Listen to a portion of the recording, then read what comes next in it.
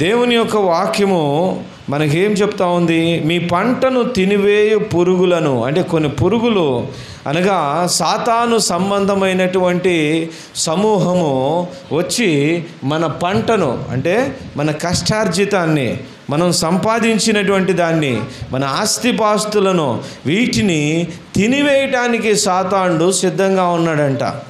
అవి వచ్చేసి మనం ఎంత కష్టపడుతున్నప్పటికీ కూడా వాటిని తినివేసేటటువంటి పరిస్థితుల్లో మనకి కనపడతా ఉన్నాయి. కాబట్టి వీటిని గద్దిస్తాను, మీ జీవితంలోంచి తొలగింపజేస్తాను.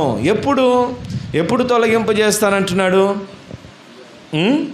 10వ భాగము కదా, నా మందిరములో ఆహారం ఉండునట్లు 10వ భాగమంతయు మీరు నా మందిరము నిధిలోనికి తీసుకొని రండి. చాలామంది కూడా దీని విషయంలో మరి అభ్యంతరపడేటటువంటి వారు బయట చాలామంది ఉండొచ్చు.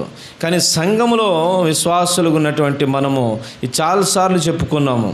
ఏంటంటే, ఒక పొలము వేసుకునేటప్పుడు మన దగ్గర ఒక కొంత పంట వేయటానికి కొన్ని విత్తనాలు ఉన్నాయనుకోండి, వడ్లు ఉన్నాయనుకోండి, వాటిని ఏం చేస్తాము? 1 కేజీ వడ్లు ఉంటే 1 కేజీ విత్తనాలు ఉన్నాయనుకోండి, 1-2 చాయిస్లు మన దగ్గర ఉన్నాయి. అది వండుకొని ఆ పూట తినేసేయచ్చు, లేదా రెండో మాట అవి నీ పొలములో విత్తవచ్చు. మనందరికీ దేవుడు అనుగ్రహించినటువంటి పొలము దేవుని యొక్క మందిరము. దేవుని మందిరములో నువ్వు విత్తినప్పుడు నీకున్న దాన్ని నువ్వు ఎన్నంతలుగా తీసుకుంటున్నావంట?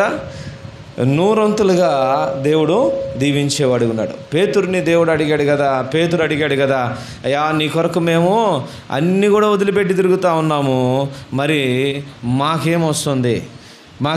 అన్నిటిని వదిలిపెట్టి తిరుగుతూ ఉన్నాం. చాలామంది అనుకుంటూ ఉంటారు ఆదివారం మందిరానికి రావాలా.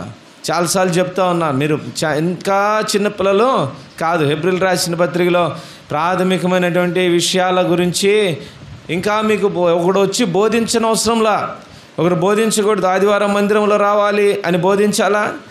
ఆదివారం మందిరానికి తప్పకుండా రావాలి, మిస్ అవ్వకూడదని బోధించకూడదు కదా ఒక వ్యక్తి కదా. ఎందుకంటే చాలా సంవత్సరాల నుంచి ప్రభువుని ఎరిగినటువంటి మీరు ఈ చిన్న విషయాలు కూడా తెలుసుకోకపోతే ఎలాగా?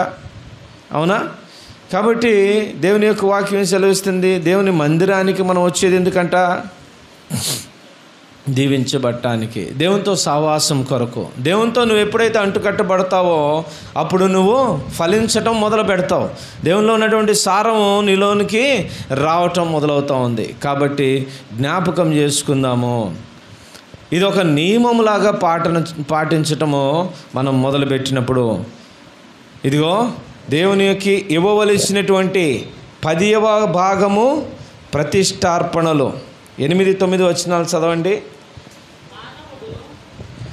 నీ వచ్చిన సంపాదనలోంచి మానవుడు దేవుని యొద్ద దొంగిలినా అయితే మీరు నా యొద్ద దొంగిలితిరి.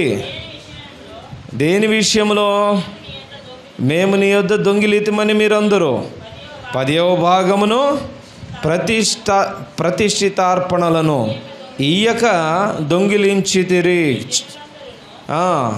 చూడండి, 10వ భాగం అంటే మనం సంపాదనలోంచి 10వ భాగము దేవునికి ఇవ్వాల్సిన వారంగా ఉన్నాం.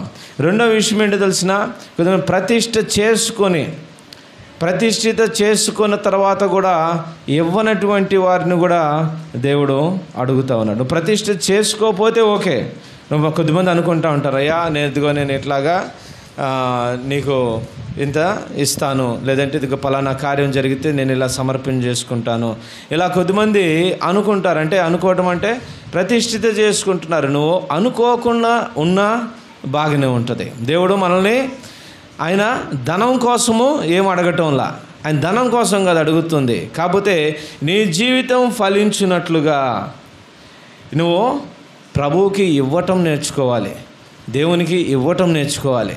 నువ్వు దేవునికి ఇవ్వటం నేర్చుకోనకపోతే గనక ఎక్కడికక్కడ చిల్లు సంచి మాదిరిగానే మన జీవితాలు ఉండిపోతాయి. కాబట్టి ఇదివరకు దినాల్లో అయితే గనక మన ముందున్నటువంటి తరాల్లో అయితే కనుక ప్రతి దానిలో 10వ భాగం తీసేటటువంటి అలవాటు కలిగి ఉండేవాళ్ళు. వాళ్ళు కలిగిన బియ్యంలో కావచ్చు, వండే వాటిల్లో కావచ్చు, పప్పులు ఉప్పులు అన్నిట్లో కూడా 10వ భాగం. ఇప్పటికి కూడా పల్లెటూరులోకి మనం వెళ్ళామనుకోండి, వాళ్ళు ఎండు మిరపకాయల దగ్గర నుంచి కందిపప్పు దగ్గర నుంచి అన్నీ తీసుకుని వచ్చి మందిరంలో ఇస్తూ ఉంటారు. అంటే అక్కడ డబ్బులు తక్కువ చలామణి ఉంటాయి, వాళ్ళకి పంటలు వస్తాయి కాబట్టి ఆ పంటలోంచి తీసుకుని వచ్చి కొంత భాగాన్ని మందిరంలో తీసుకొచ్చి ఇస్తూ ఉంటారు. దాన్ని బట్టి దేవుడు ఏమంటున్నాడు, మీరు ఇచ్చి నన్ను శోధించండి, మీరు ఇవ్వకుండా శోధించొద్దు, మీరు విత్తకుండా ఆశించొద్దు.